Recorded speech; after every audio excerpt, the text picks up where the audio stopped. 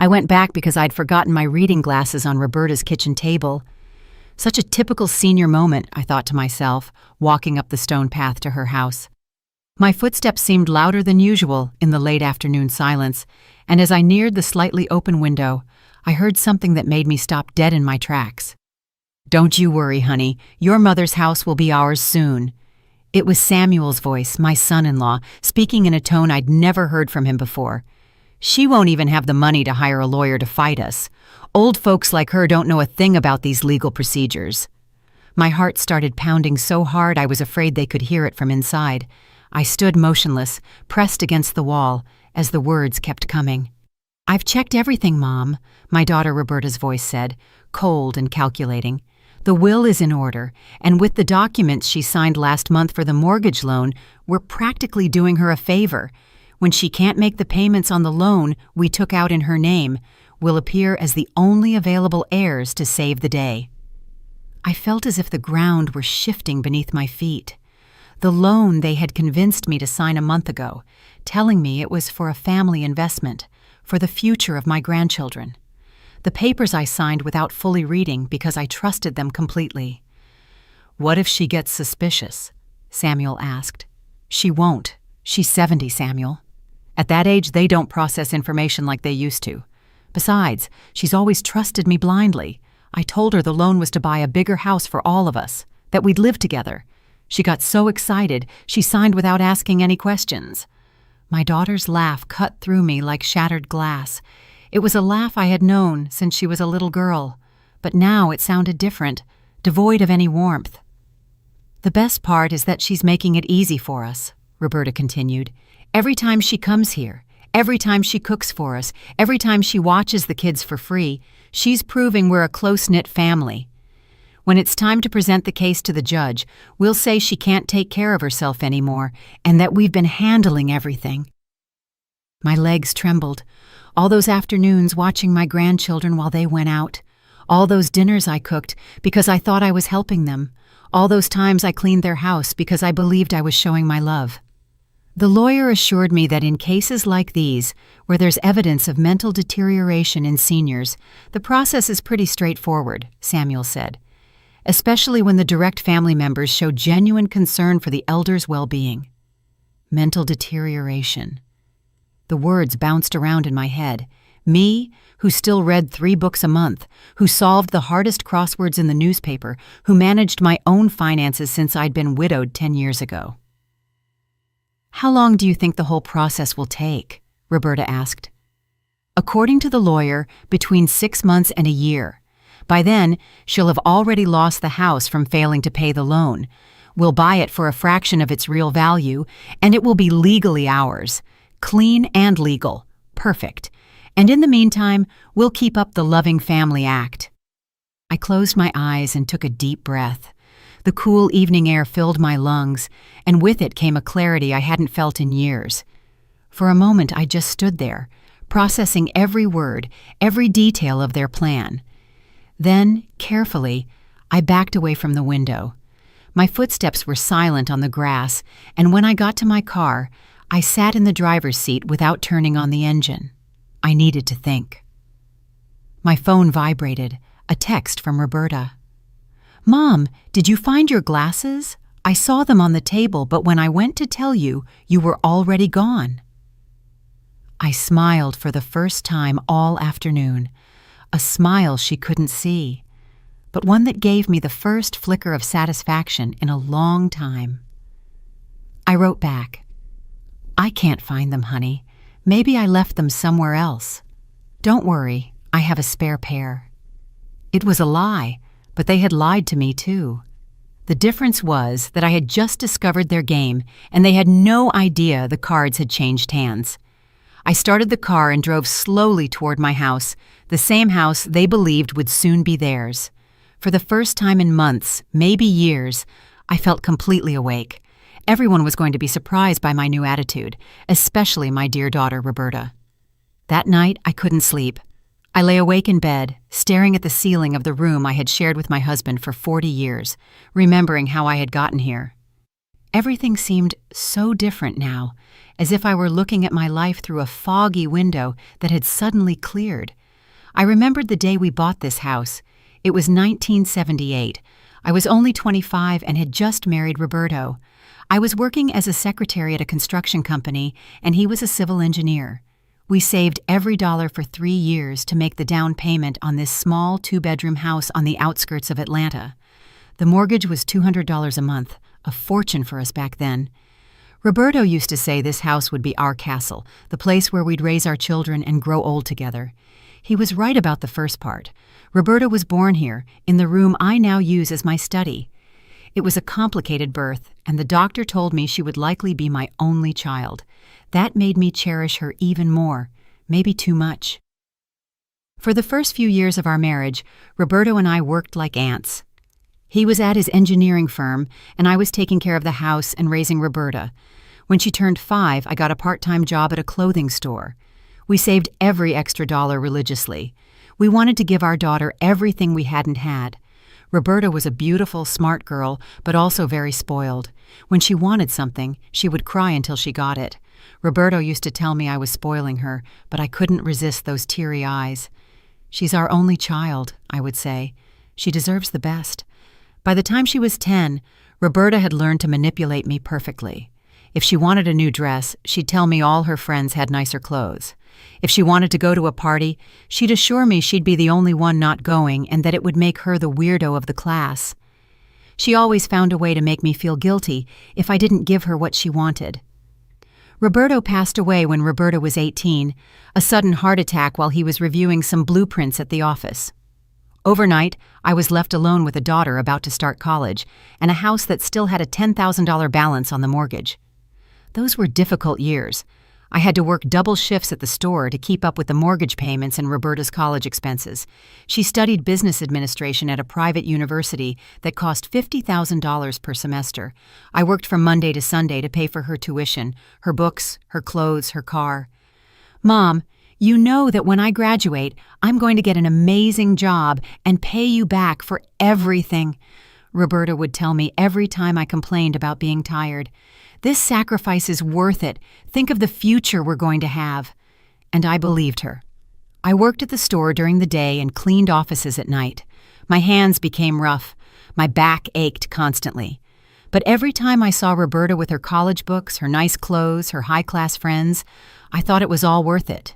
When she graduated, she got a job at a marketing firm. Her first salary was $3,000 a month, way more than I had ever made. "Things are going to change now, Mom," she told me the day she got her first paycheck. "You won't have to work so hard anymore." But things didn't change. Roberta moved into an expensive apartment downtown. She needed executive clothes, a new car, money to go out with her colleagues. "It's an investment in my career, Mom. You have to understand that in this world, you have to look successful to be successful." I kept working double shifts. The only difference was that now, instead of paying for her tuition, I was lending her money for her professional image expenses. Loans she never paid back. At 28, Roberta met Samuel at a business conference. He worked as a financial advisor and had his own firm. "He's perfect, Mom," she told me when she introduced him. "Stable, hardworking, and he understands my ambition." Samuel seemed nice at first. He spoke well, dressed elegantly, and seemed to love my daughter very much. When they got married 3 years later, I paid for half the wedding, $10,000 that I took from my life savings. "This is the last big expense you'll have for me, Mom," Roberta promised me while trying on her wedding dress. "After this, Samuel and I will take care of everything." The first years of their marriage seemed happy. They had 2 children, Robert, named after his grandfather, and Carmen. I became the grandma who was always available. I watched the kids when they wanted to go out. I cooked for the family on weekends. I helped with schoolwork. "You're the best grandma in the world," my grandchildren would tell me, and I'd melt with happiness. I finally felt that my sacrifice had a purpose, but something had changed in Roberta after she got married. She had become colder, more calculating. When I'd ask her to pay me back some of the money I had lent her over the years, she'd say I was being petty. "Mom, I'm your only daughter. Everything you have is going to be mine anyway. Why all this accounting between family?" Samuel had changed too. At first, he treated me with respect, even affection, but he gradually started talking to me as if I were a burden. When I arrived at their house, I'd hear him sigh. When I offered to help, he'd say I didn't have the energy I used to. Last month, they came to visit me together. It was strange because usually Roberta came alone. They told me they had a proposal that would thrill me. "Mom, we want to buy a bigger house for all of us," Roberta said with a radiant smile. "A house where we can all live together, where the kids can be close to their grandma, where you won't have to worry about a thing." Samuel spread some documents on my kitchen table. "We just need you to sign here to apply for a mortgage loan on your current house. We'll use that money to buy the new house, and we'll all live as one big happy family." The idea thrilled me so much that I barely read the documents. A big house where we could all be together, where I wouldn't be alone, where I could watch my grandchildren grow up every day. I signed without asking any questions. Now, lying in my bed, I understood that those documents weren't to buy a family home. They were to steal mine. The next few days were a silent torture. Every time Roberta called me or came to visit, I had to pretend as if nothing had happened. But now, every one of her gestures, every word, every smile seemed fake and calculated. Tuesday morning, she came to my house with the kids, as she usually did before taking them to school. Robert was 8 and Carmen was 6. They were beautiful, innocent, and it broke my heart to think they were being raised by a mother capable of planning something so cruel. "Grandma Lourdes, will you make us pancakes?" Carmen asked me in that sweet little voice that always melted my heart. "Of course, my love," I replied, heading to the kitchen while Roberta sat on the couch to check her phone. As I mixed the flour and eggs, I watched my daughter from the kitchen. She was 35 years old. She wore a gray pantsuit that probably cost more than $500, and her hair was perfectly styled in an elegant bun. She looked successful, prosperous, but I knew that beneath that impeccable appearance was someone who was planning to steal everything I had built over decades. "Mom, how have you been sleeping?" she asked without looking up from her phone. "Fine, honey. Why do you ask?" "I don't know. You look a little tired. Sometimes I worry about you living alone in this big house. You're not getting any younger." There it was again, that constant insinuation about my age, about my supposed fragility. Now I understood it wasn't genuine concern, but part of her strategy to make me seem incapable. "I'm perfectly fine, Roberta. This house isn't that big, and I know it like the back of my hand." She looked up for the first time and stared at me with an expression I couldn't decipher. "Of course, Mom. I'm just saying, if you ever feel like it's too much responsibility—" "It's not too much responsibility," I interrupted, maybe with more firmness than I intended. The kids ran into the kitchen, drawn by the smell of pancakes. Robert climbed onto a chair and hugged me around the waist. "Grandma, is it true that we're all moving to a new house and going to live with you?" My heart stopped. I looked at Roberta, who had gone slightly pale. "Robert, I told you not to talk about that yet," she said to her son in a tense voice. Their plans were still organizing. "But you said Grandma already signed the papers and that soon—" "Robert!" Roberta got up from the couch and approached us. "Go wash your hands for breakfast." The boy got down from the chair, confused, and ran to the bathroom. Carmen followed, sensing the tension in the air, even if she didn't understand why. Roberta and I were left alone in the kitchen. She looked at me with a strange expression, as if she were evaluating how much I had understood of what Robert had said. "Kids sometimes say things without thinking," she mumbled. "They're just kids," I replied, keeping my voice neutral. But inside, my mind was racing. Robert had mentioned that I had already signed the papers. That meant they had already put their plan into motion. The mortgage loan they had made me sign was probably already being processed. After breakfast, Roberta took the kids to school. Before she left, she kissed me on the cheek, just like she always did. "Mom, can we have lunch together on Friday? It's been a while since we've had a mother-daughter talk." I'd love that, honey. Perfect. I'll make a reservation at that Italian restaurant you like so much.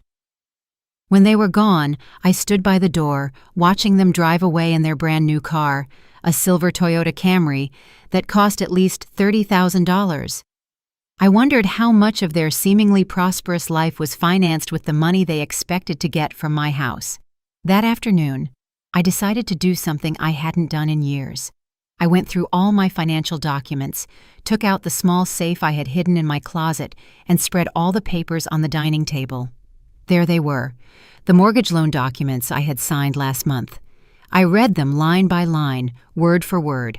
My house, valued at $250,000, had been mortgaged for $180,000. The monthly payments were $1,500. My pension was $800. My savings amounted to $15,000. Doing some quick math, I realized I could only make 10 payments at most before running out of money. It was exactly what Samuel had calculated. In less than a year, I would be bankrupt, and my house would be foreclosed. Then they would appear as the saviors, offering to buy the house for a fraction of its real value. I kept going through documents. I found something that caught my attention. A life insurance policy Roberto had taken out for me 5 years ago, shortly after I met Samuel. The beneficiary was Roberta, of course, but the amount surprised me. $500,000, a sum that Roberta would collect when I died. Added to the value of my house, we were talking about nearly $1 million that my daughter would inherit. $1 million that she apparently couldn't wait to inherit naturally. That evening, as I was making dinner, my phone rang. It was Samuel. "Lords, how are you? It's Samuel, your son-in-law." "Hello, Samuel. I'm doing fine, thank you." "Listen, I'm calling because I have to pass by your neighborhood tomorrow to visit a client, and I thought I could stop by to say hello. Would it be all right if I came around 5 in the afternoon?" My heart raced. Samuel never visited me alone. He always came with Roberta or with the kids. "Of course, Samuel. I'll make you some coffee." "Perfect. See you tomorrow, then." I hung up with trembling hands. Samuel wanted to see me alone. After what I had overheard the day before, that visit couldn't be for anything good. I spent the night awake, imagining what Samuel might want. Maybe he was coming to assess my mental state, to look for evidence that I was no longer capable of taking care of myself. Or maybe he wanted to speed up the process somehow. For the first time in a long time, I felt genuinely scared, but also, for the first time in years, I felt completely alert. I was no longer the naive grandmother who signed papers without reading. Now I knew exactly who I was dealing with, and I was starting to plan my own strategy. Samuel's visit was exactly what I expected, and at the same time, worse than I had imagined. He arrived promptly at 5 in the afternoon, dressed in a sharp suit and carrying a black leather briefcase that seemed to contain important documents. "Lourdes, it's a pleasure to see you," he said with that fake smile I now recognized perfectly. "You look great, as always." I served him coffee in the living room, the same room where Roberto and I had spent so many nights watching TV, where Roberta had taken her first steps, where we had celebrated every birthday and every Christmas for decades. "Samuel, to what do I owe the honor of your visit?" I asked, maintaining a cordial tone. He took a sip of his coffee and opened his briefcase. "Well, Lords, I'm here because I'm concerned about your financial situation. Roberta told me you've been a little confused lately with some numbers, and since I work in finance, I thought I could help you." "Confused? I don't understand what you mean." "Nothing serious, of course," he was quick to clarify. "Just little things like when you signed the loan documents last month and asked 3 times what the total amount was." That was a lie. I had only asked once, and only to confirm, but I understood immediately what he was doing, creating a history of supposed mental confusion. "I'm also concerned about you living alone in this big house. A fall, forgetting the stove on. Anything could be dangerous at your age." My age. 70 years old wasn't that old, especially considering I felt more lucid than ever. But for Samuel's purposes, I was apparently a decrepit old woman. "Samuel, I appreciate your concern, but I feel perfectly capable of taking care of my house and my affairs." He took several documents from his briefcase and spread them on the coffee table. "Of course, Lords. I just want to make sure you fully understand the loan situation we signed. The payments will start next month, and they are $1,500 a month." "Yes, I know." "And are you clear on how you're going to make those payments? Because according to my calculations, with your $800 monthly pension—" "I have savings," I interrupted. "True, you have savings, but $15,000 won't last long paying $1,500 every month, maybe 10 months if you have no additional expenses." The precision of his numbers confirmed that he had been investigating my financial situation much more deeply than I had imagined. He probably had access to my banking information somehow. "And what do you suggest?" I asked, even though I already knew exactly what he was going to propose. "Well, Roberta and I have been talking, and we believe the best solution would be for you to sell this house. It's too big for you alone. It requires a lot of maintenance, and the money from the sale would give you financial security for the rest of your life." "Sell my house?" "Don't worry, we wouldn't leave you alone. You could move in with us. The kids adore you, and we'd be thrilled to take care of you." There it was, the perfect trap. First, they convinced me to mortgage my house with an impossible loan. Then they offered to save me by buying it themselves for a fraction of its value, and finally, they would turn me into their financial and emotional dependent. "That's a very generous proposal," I said, "but this house has a lot of sentimental value for me." "I understand perfectly, Lords, but sometimes we have to make practical decisions, especially at our age." "Our age?" As if he, at 40, was in the same situation as me. "How much would you be willing to pay for the house?" I asked, pretending to seriously consider his proposal. Samuel smiled, believing he had convinced me. "Well, considering it has a $180,000 mortgage, we could offer you $200,000. That would give you $20,000 net, plus the peace of mind of living with family.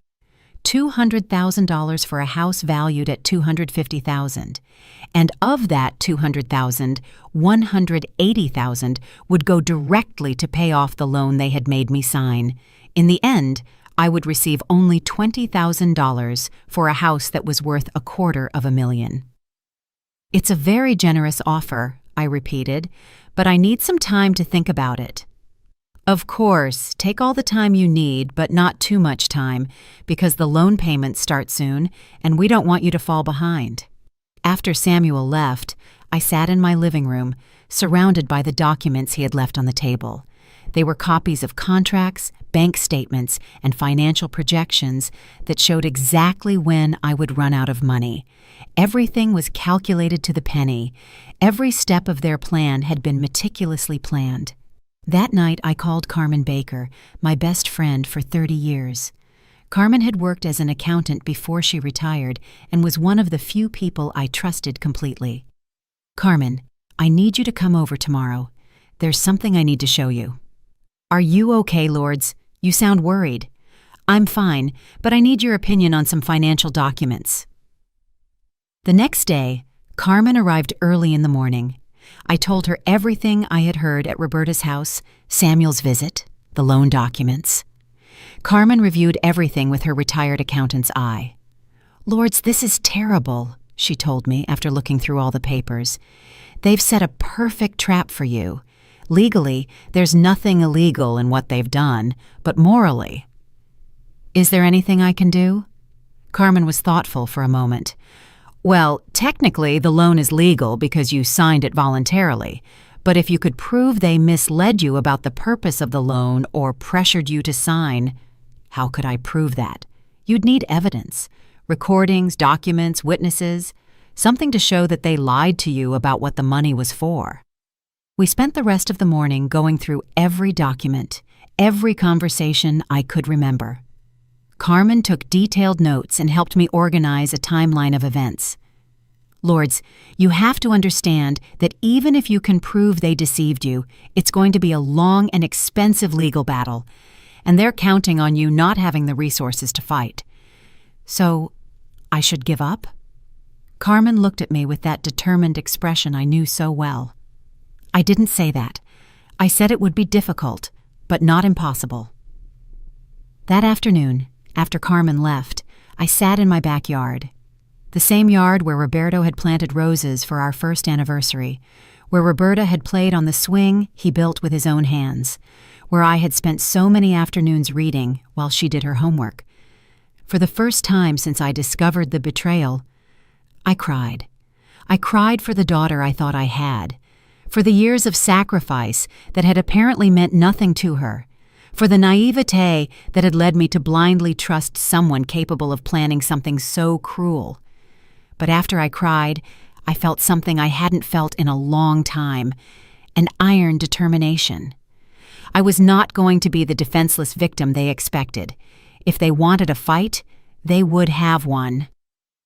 The next day, I began my own investigation. If Roberta and Samuel had been planning this for months, I also needed a plan. But mine would be different. It would be honest, legal, and most importantly, it would be my own.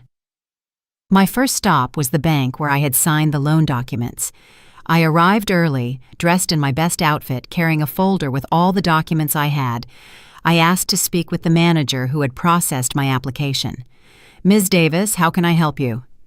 Mr. Martinez, a middle-aged man with a professional look, asked me, "I'm here because I have some questions about the mortgage loan I signed last month. I'd like to review exactly what I signed." The manager pulled up my file and started reviewing the documents on his computer. "I see here that you requested a loan for $180,000 with a mortgage on your property. The stated purpose was a family investment. Could you tell me who was present when I signed those documents?" "According to my records, you were accompanied by your daughter, Roberta Davis, and your son-in-law, Samuel Jackson.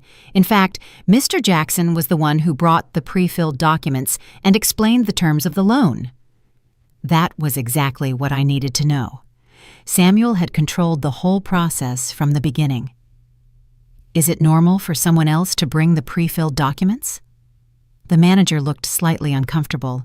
"Well, it's not unusual when family members are helping with the paperwork, especially when it comes to seniors who might need assistance." "Seniors who might need assistance?" I repeated. "Is that noted somewhere in my file?" No, of course not.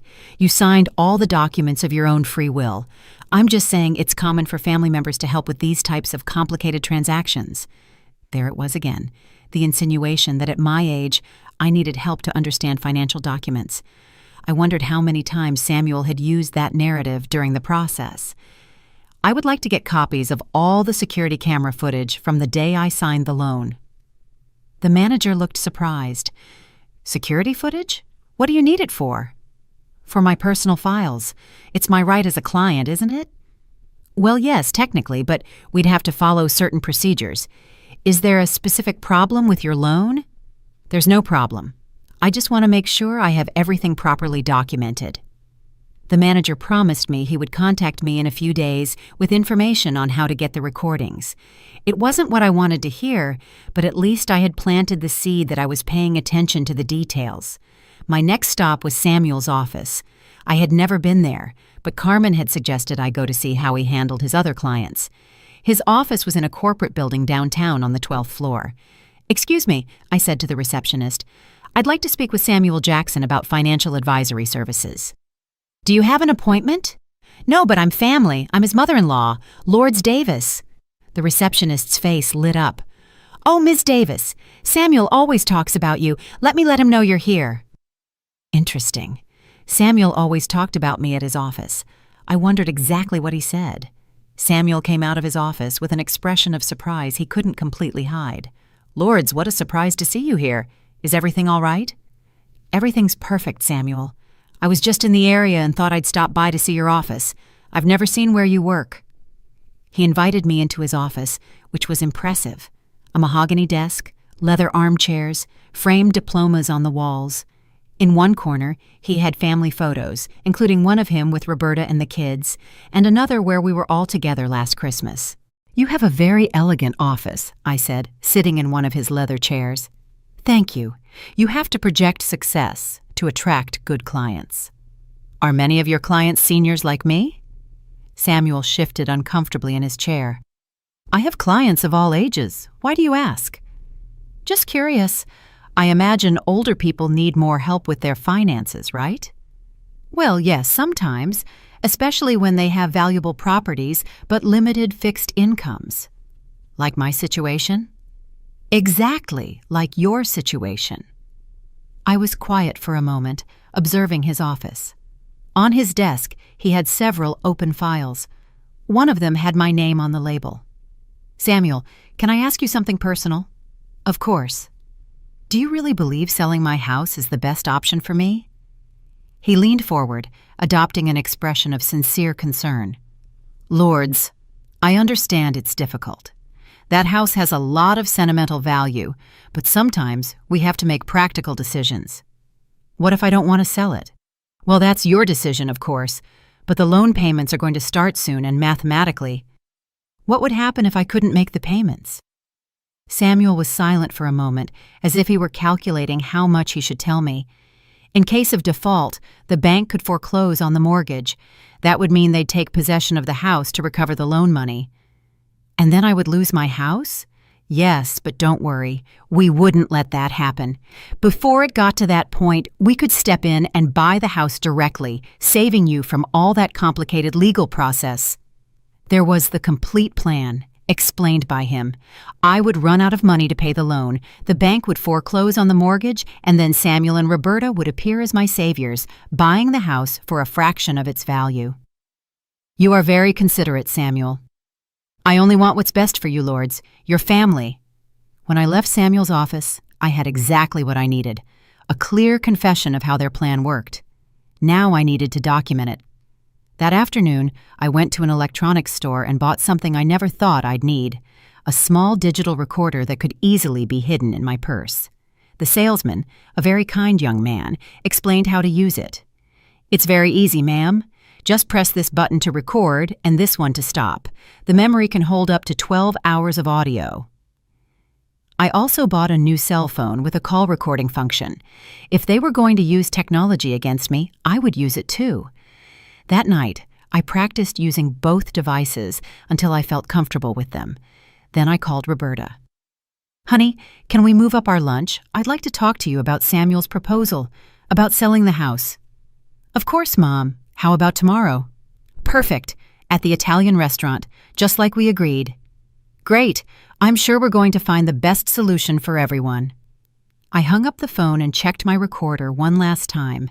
Tomorrow I would start documenting everything I needed for my defense. For the first time since I had discovered their betrayal, I felt in control of the situation. They had underestimated Grandma Lords. They were about to discover that 70 years of life had taught me more than they thought. The lunch with Roberta was a masterful performance on both our parts. She played the concerned daughter, and I played the naive mother who was finally considering her proposal. The difference was, I knew I was acting. I arrived at the Italian restaurant 15 minutes before the agreed time. I chose a table in a quiet corner, away from the busy tables, but with good acoustics. I activated the recorder in my purse and waited. Roberta arrived on time, wearing an elegant dress and high heels. She looked prosperous, confident, like someone who had everything under control. She greeted me with a kiss on the cheek and sat down across from me. Mom, you look good. Have you been sleeping better? Yes, honey. I've been thinking a lot about what you and Samuel proposed. Her eyes lit up immediately. Really? And what have you been thinking? Well, maybe you're right. Maybe the house is too big for me. Roberta leaned forward, trying to contain her excitement. Mom, I'm so glad to hear you say that. You know we only want what's best for you. The waiter came to take our order. We ordered salads and water. Roberta was too excited about the conversation to pay attention to the food. Tell me more about your plans, I said. If I sell the house, how exactly would the move work? Well, first, we'd have to get an official appraisal of the house, although we've already done some preliminary estimates. What estimates? Samuel consulted with some contacts in the real estate market. Considering the current state of the house and the local market, we think $200,000 is a fair price. $200,000 for a house valued at $250,000? Isn't that a little low? Mom, you have to understand that selling a house can take months, especially one this old. We're offering you a quick, hassle-free sale without real estate agents taking commissions." "I see. And the loan money?" "That's the best part. Of the $200,000 we'd pay you, $180,000 would go directly to pay off the loan. You'd have $20,000 net without any debt." $20,000, I repeated the figure as if I were processing it. "Is that enough for my expenses?" "Mom, you won't have expenses. You're going to live with us. Food, utilities, everything included. The $20,000 would be for your personal expenses. Clothes, medicine, small luxuries." "And what if one day I wanted to be independent again?" Roberta was silent for a moment, as if that possibility hadn't entered her calculations. "Well, I guess you could if you really wanted to, but honestly, Mom, at your age, I don't know if that would be the most sensible thing to do." There it was again. My age as a limitation, as an excuse for all their decisions. "Roberta, can I ask you something personal?" "Of course." "Are you and Samuel having financial problems?" The question took her by surprise. "Financial problems? No, not at all. Why do you ask?" "I was just wondering why you're so interested in buying my house specifically. There are a lot of houses for sale in the neighborhood." "Mom, we're not interested in just any house. We're interested in taking care of you. The house is just part of the package." "The package?" "I mean, the complete solution. You live with us. We take care of everything, and we're all happy." We ate in silence for a few minutes. Roberta seemed to be calculating something in her head.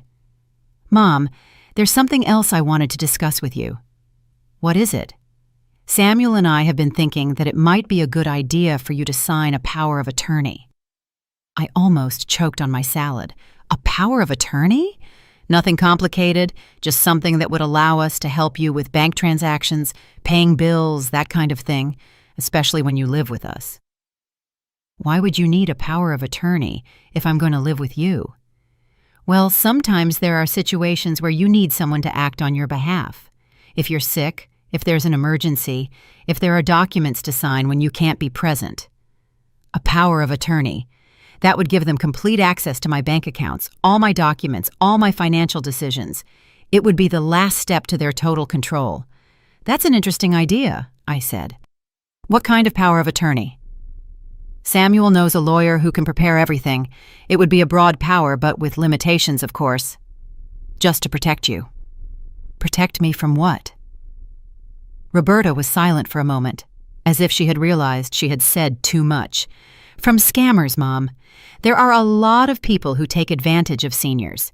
If we have a power of attorney, no one else could manipulate you into signing things you don't understand." The irony was perfect. They wanted to protect me from scammers by becoming my official scammers. When could we do that? The power of attorney? "Next week, if you want. Samuel can coordinate everything with the lawyer and the sale of the house. We could also start the paperwork next week. Samuel already has all the documents prepared." Of course he did. He had probably been preparing them for months. "Roberta, can I ask you a direct question?"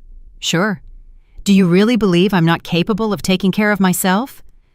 She looked at me with an expression that tried to be compassionate, but didn't reach her eyes. "Mom, it's not that you're not capable. It's just that at your age, things get more complicated. Your memory isn't the same. Making financial decisions gets more difficult." "My memory isn't the same?" "Well, you know, little things like when you forgot your glasses last week. My glasses that I had intentionally forgotten, the same glasses that had allowed me to discover their entire conspiracy." "You're right," I said. "Sometimes I forget things." "Exactly. That's why it's so important for you to have family to take care of you." We finished lunch talking about logistical details. Where would I sleep at their house? What furniture could I bring? What would the daily routine be like? Roberta had answers for everything, as if she had been planning this for a very long time. When we said goodbye in the restaurant parking lot, she gave me a longer hug than usual. "Mom, I'm so happy we finally talked about this. It's going to be wonderful having you live with us." "I'm excited too, honey." That night at home, I listened to the full recording of our lunch. It was all there. The constant subtle pressure, the insinuations about my supposed mental incapacity, the proposal for the power of attorney, the exact numbers of their financial offer. But the most important thing was Roberta's tone, the calculated coldness behind her words of concern, the way she spoke about my future as if it had already been decided without my real participation. The next day, I called Carmen to tell her about the lunch. "Carmen, I need you to come with me to talk to a lawyer. Are you ready to fight?" "I'm ready to protect myself." Carmen knew Paul Williams, a lawyer specializing in family law and financial abuse cases against seniors. He was 60 years old, had worked on similar cases, and, most importantly, had a reputation for being honest and direct. The appointment was for Friday morning. I brought all the recordings, all the documents, and a detailed timeline of events that Carmen had helped me prepare. Paul listened to everything without interrupting. When I finished explaining the situation, he was thoughtful for several minutes. "Ms. Davis, what you're describing is a classic case of family financial abuse. The problem is that legally, everything they've done so far is technically legal." "So, I can't do anything?" "I didn't say that. I said it's complicated, but the recordings you have are important evidence, especially the conversation where they discuss their plan to make you seem mentally incapable." "What do you recommend?" "First, don't sign anything else. No power of attorney, no sale documents, nothing. Second, we're going to need more evidence of their plan. Third, we need to document that you are completely mentally competent." "How do I do that?" "A complete psychological evaluation. We can also do a financial capacity evaluation. If we can prove you are a victim of financial abuse, we can invalidate the mortgage loan." "How much would all that cost?" Paul looked at me seriously. "An initial $10,000, possibly more if the case gets complicated." $10,000, a considerable sum from my limited savings, but it was my only chance to keep my house and my independence. "When can we start?" "Tomorrow if you want." For the first time in weeks, I felt real hope. I had a plan, I had evidence, and I had a lawyer willing to help me. Roberta and Samuel believed they had everything under control. They were about to discover that they had severely underestimated their victim. The psychological evaluation was scheduled for the following Monday. Paul had recommended Dr. Teresa Bravo, a psychologist specializing in mental capacity evaluations for legal cases. For 3 hours, I was subjected to tests of memory, logical reasoning, decision-making ability, and financial comprehension. "Ms. Davis," Dr. Bravo told me at the end of the session, "I want you to know that your results are far above average for your age group. Your mental capacity is completely normal, even superior in many areas." Those words gave me immense satisfaction. For weeks, Roberta and Samuel had been insinuating that my mind was deteriorating. Now, I had scientific evidence to the contrary. While I waited for the official results, I decided to continue with my investigation. Paul had suggested I try to get more evidence of Roberta and Samuel's true intentions. I needed to prove not only that they had deceived me, but that they had planned to do so from the beginning. Tuesday morning, I called Roberta. "Honey, I've been thinking about everything we talked about. I think you guys are right." "Mom, that's wonderful. Are you ready to start the paperwork?" "Yes, but first I'd like to understand some of the details better. Could the three of us meet? You, Samuel, and me?" "Of course. How about tonight at our house? We can have dinner together and discuss everything calmly." "Perfect." That afternoon, before going to Roberta's house, I did something I had never done before. I called a private investigator. Paul had given me the contact for Roman White, a former police officer who now worked on civil cases. "Mr. White, I need you to investigate the finances of my daughter and son-in-law. Specifically, I want to know if they have any debts, financial problems, or if they've done this before, convincing senior family members to sign mortgage loans." Roman explained that the investigation would take at least a week and cost $1,000. It was another considerable expense, but I felt it was necessary. I arrived at Roberta's house at 7 in the evening. Samuel was already there, and they both greeted me with radiant smiles. It was as if they had won the lottery. "Lords, we are so happy you made this decision," Samuel said as he poured me a glass of wine. Mom, it's going to be so beautiful having you live with us. The kids are thrilled. We had roasted chicken with vegetables for dinner. The conversation was light at first, but it gradually moved to the topics I needed to discuss.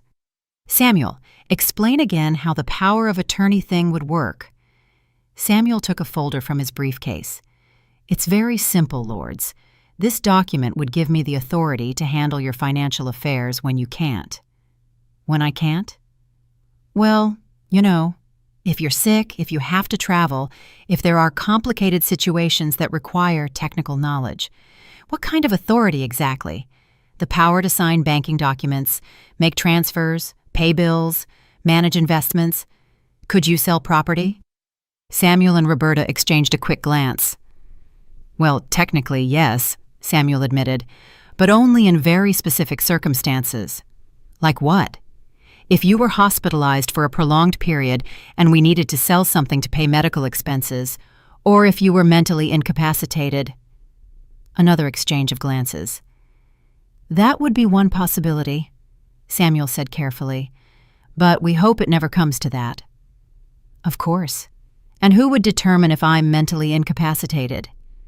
Well, it would normally be a doctor or a panel of doctors. Doctors that you would choose? Samuel was getting noticeably uncomfortable. Lords, why all these questions? I thought you had decided to trust us. I trust you.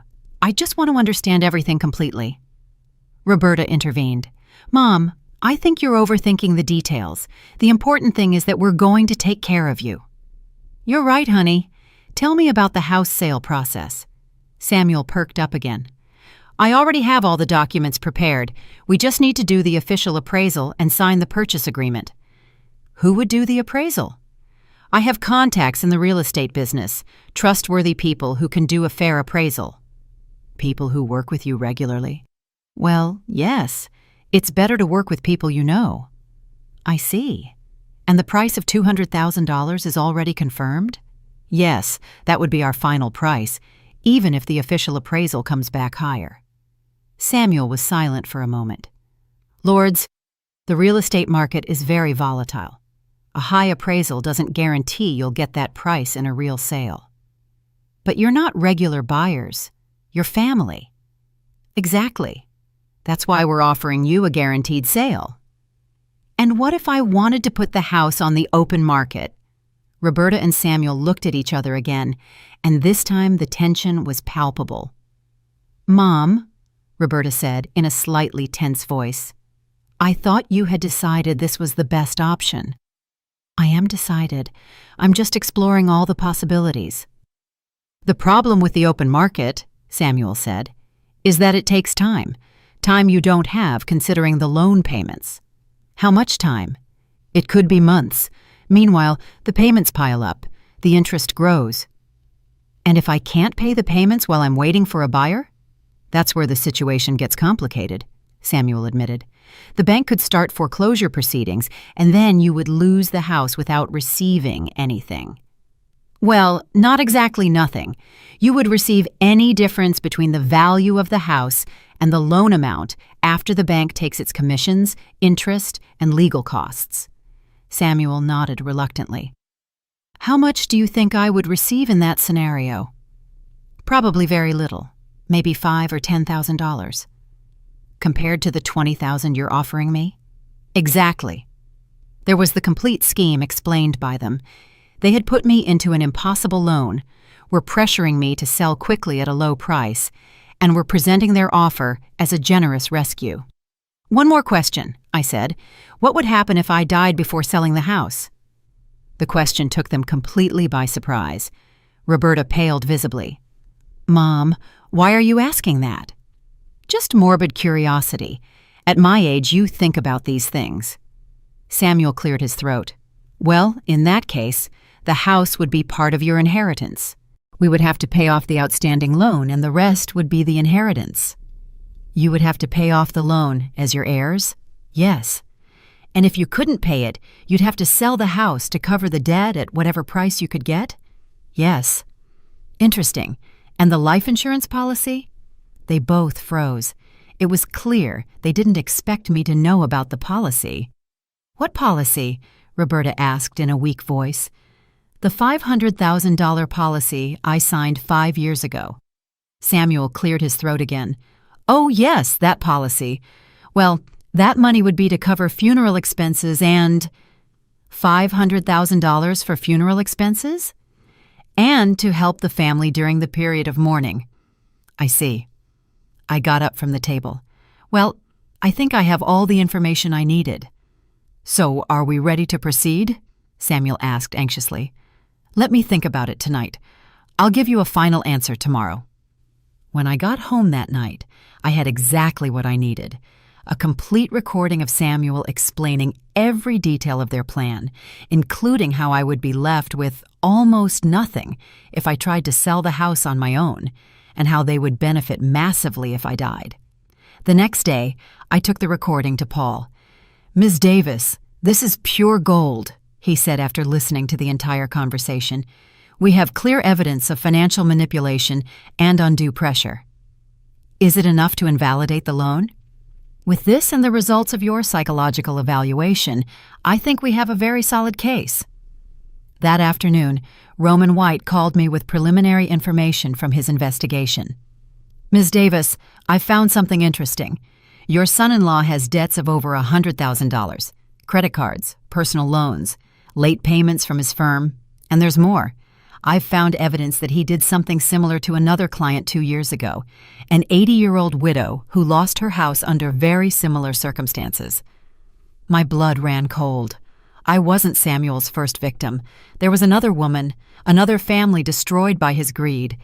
"Can you get more information about that case?" "I'm already on it. The woman passed away last year, but her sister is alive and very willing to talk." For the first time since I had discovered the betrayal, I felt something more than personal pain. I felt a responsibility to other potential victims. If I didn't stop Samuel and Roberta now, there would be more families destroyed in the future. It was time to go on the offensive. Thursday morning, I woke up with a mental clarity I hadn't felt in months. Today would be the day everything changed. Paul had scheduled a meeting for 10 in the morning at his office, where we would present all the evidence we had collected to the district attorney. Roman White had gotten devastating information about Samuel, and I had the recordings that completely exposed their plan. Before I left the house, I did something I had been putting off. I called Roberta to give her my final answer about selling the house. "Good morning, honey. I'm calling because I've made my final decision about everything we've been discussing." "Mom, how exciting! Have you decided to proceed with the sale and the move? Samuel and I have been preparing all the final documents, and your room is almost ready. The kids even chose new curtains, so you would feel more comfortable." "Roberta, I've decided that I'm not going to sell the house. I'm not going to sign the power of attorney, and I'm not going to move in with you. I've been thinking deeply about this whole situation, and I've realized that I don't need the help you're offering me." The silence on the other end of the line was so long that for a moment I thought the call had been disconnected. "Mom, I don't understand. I thought we had reached an agreement. I thought you understood that this was the best solution for everyone. You can't make the loan payments, and without our help, you're going to lose the house anyway. Don't you remember the figures we reviewed? Your pension doesn't even cover half of the monthly payment." "I remember the figures perfectly, Roberta. I also remember many other things that have been happening lately." "What do you mean by that? Mom, you're worrying me. Maybe we should talk in person. Sometimes things get misunderstood over the phone, especially when there are important decisions involved." "There are no misunderstandings, honey. I've consulted with independent professionals about my financial and legal situation. It turns out I have more options than you two explained to me." Another long pause, and when Roberta spoke again, her voice had lost all the artificial warmth she had been using for weeks. "Independent professionals? Who have you been talking to? Mom, I hope they haven't been filling your head with confusing ideas. There are a lot of people who take advantage of seniors, promising them magical solutions that don't exist." It's funny you mention that, because that's exactly what I've discovered, that there are people who take advantage of seniors, people you trust, people from your own family. "Mom, you're scaring me. You sound very different, very aggressive. Are you sure you're feeling okay? Maybe we should take you to the doctor for a general checkup. I feel perfectly fine, Roberta. In fact, I've had a complete medical and psychological evaluation. The results show that my mental capacity is completely intact, more than intact, according to the specialists. Evaluations? What evaluations? Who asked you to do that? Mom, you're really worrying me. I think someone is manipulating you, filling you with distrust toward your own family. No one is manipulating me, honey. I've simply opened my eyes to things that were happening around me, like that conversation I overheard at your house 2 weeks ago when I went back to get my glasses. The silence that followed was different, more tense, more charged. When Roberta spoke again, her voice was completely different. What conversation? The conversation where you and Samuel were discussing how your mother's house would soon be yours and how I wouldn't have money to defend myself with a lawyer. The conversation where you planned to make me seem mentally incapable to speed up the whole process. Mom, I don't know what you're talking about. I think you're confusing things, mixing real conversations with, well, maybe with dreams or misunderstandings. I'm not confusing anything, Roberta. I have recordings of that conversation. I also have recordings of my conversations with you and Samuel over the last few weeks, conversations where you explain your entire plan in detail. Recordings? Mom, are you telling me you've been recording our private conversations? That's disturbing. That's not something a person in their right mind would do. On the contrary, it's exactly what a person who has realized they are being scammed by their own family would do. Scammed? Mom, we're your family. Everything we've done has been for your own good. If you can't see that, then you really do need medical help. What I need is legal protection. That's why I've hired a lawyer specializing in cases of financial abuse against seniors. My lawyer's name is Paul Williams. This morning, we're going to file a formal lawsuit against you and Samuel for fraud, financial manipulation, and conspiracy to commit theft. We're also going to request the invalidation of the mortgage loan for having been obtained through deception. A lawyer? Mom, this has gone too far. Whoever is putting these ideas in your head is harming you. They're alienating you from your family, making you paranoid and distrustful. No one is manipulating me, honey. My lawyer's name is Paul Williams.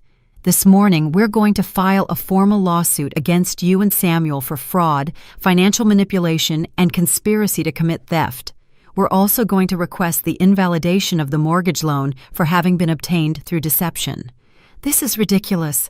Mom, you can't be serious. We're your family. We would never harm you.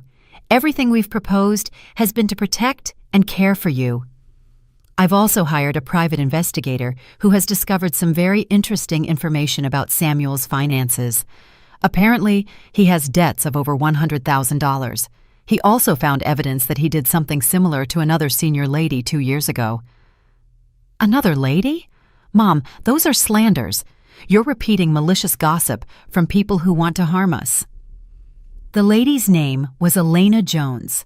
She was 80 years old, a widow, and she lost her house in exactly the same way you planned for me to lose mine. The difference is that she didn't have a chance to defend herself. Mom, please stop. What you're doing is going to destroy our family. The kids are going to suffer, I'm going to suffer, you're going to suffer, all because of misunderstandings and paranoia. The only ones who are going to suffer are you two when you face the legal consequences of what you've done and what you plan to keep doing. Legal consequences? Mom, we haven't done anything illegal. Helping you get a loan isn't illegal. Offering to buy your house isn't illegal. Worrying about your well-being isn't illegal. Deceiving me about the purpose of the loan is illegal. Conspiring to make me seem mentally incompetent?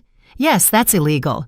Planning to benefit from my death for financial gain? Yes, that's illegal. Benefit from your death? Mom, where do you get these horrible ideas? We have never wished for anything bad to happen to you. But you have calculated exactly how much you would gain if I died.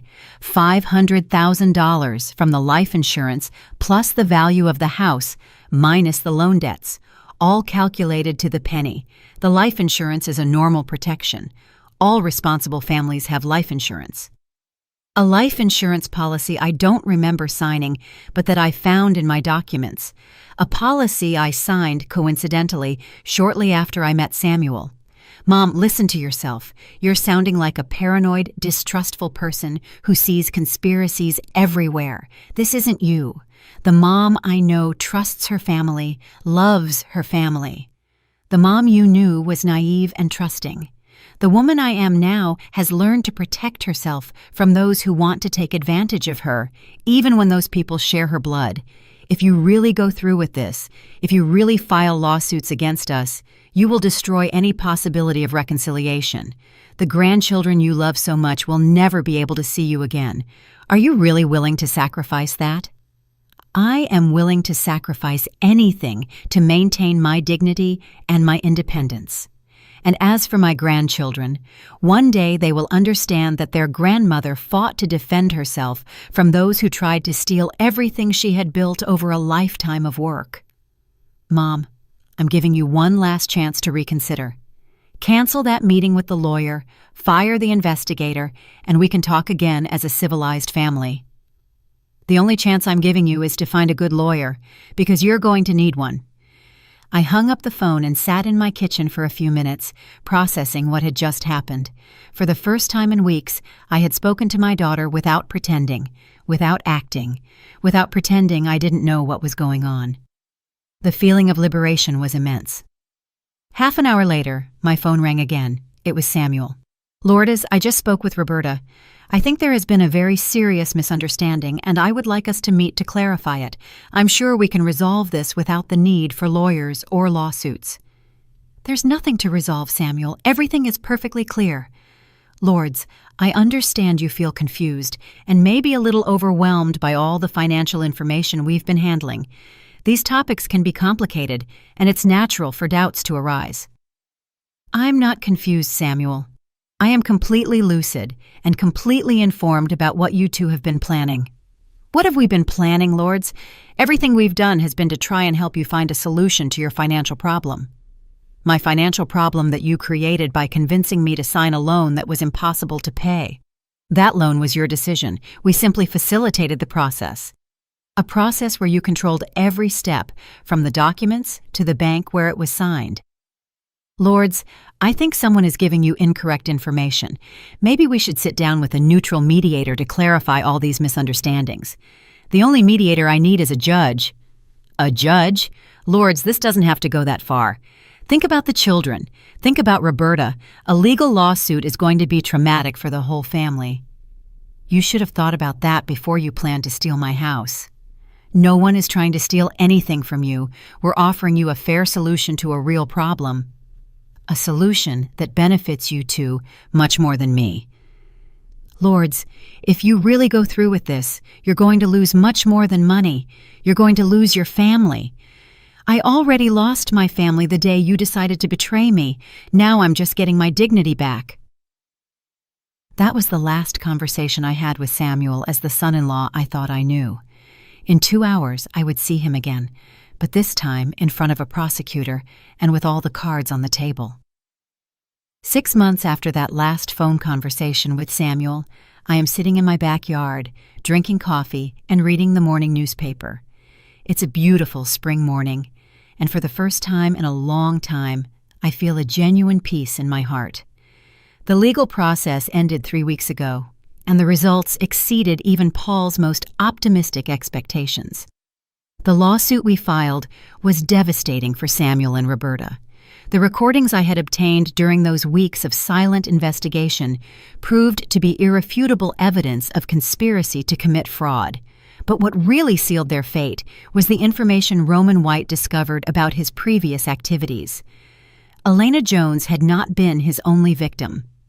Over the past 5 years, Samuel had executed similar schemes with at least 4 other seniors, always following the same pattern, convincing them to sign impossible mortgage loans, then offering to buy their properties at prices far below their real value.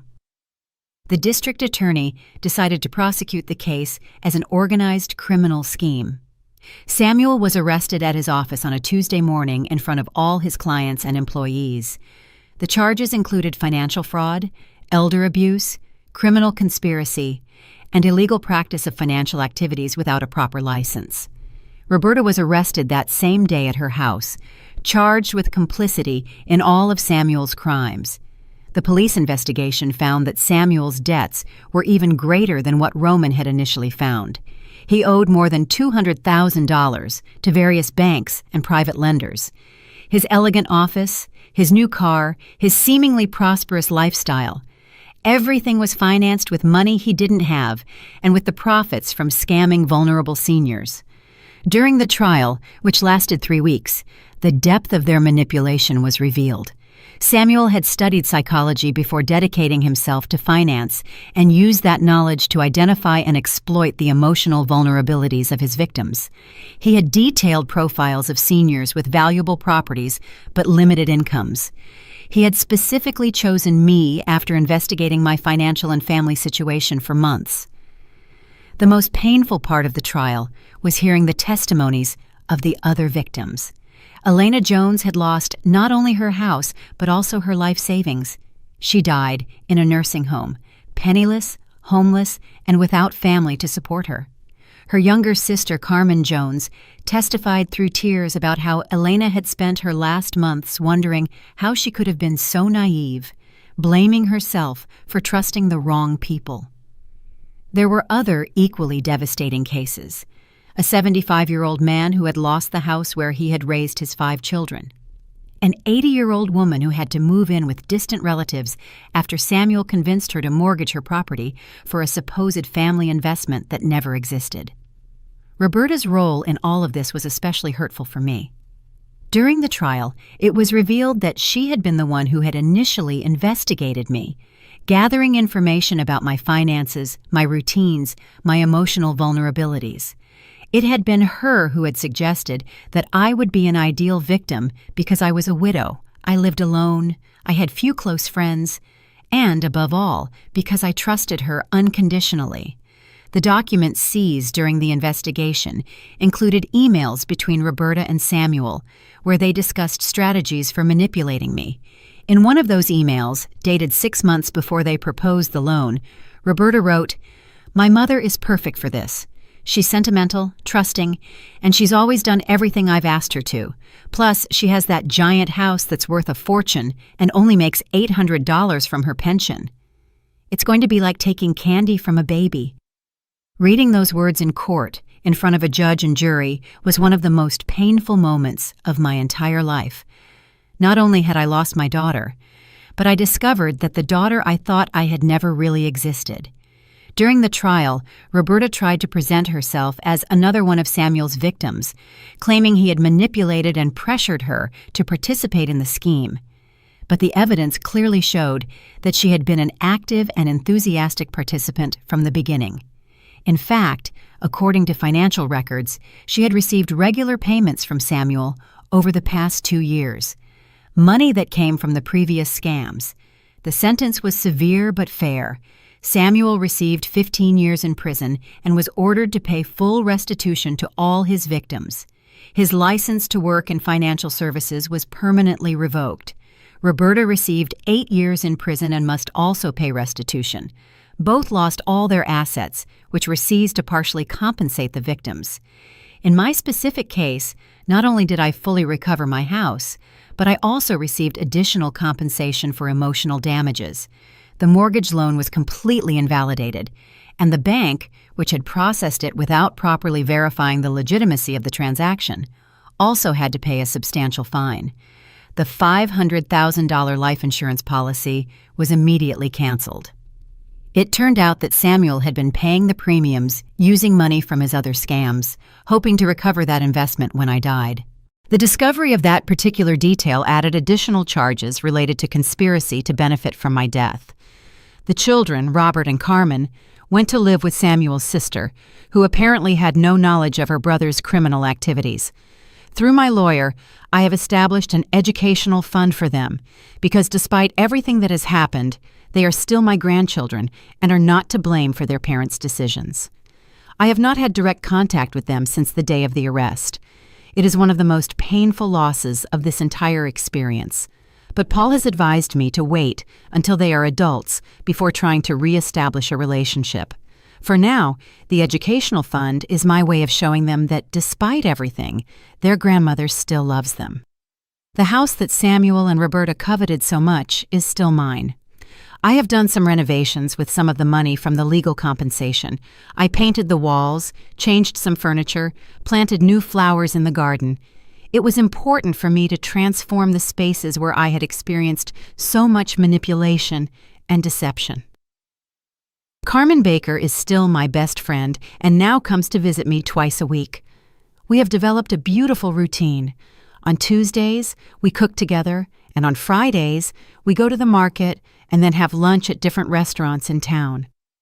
She helped me enormously throughout the legal process, not only with her financial knowledge, but simply by being there when I needed someone to trust.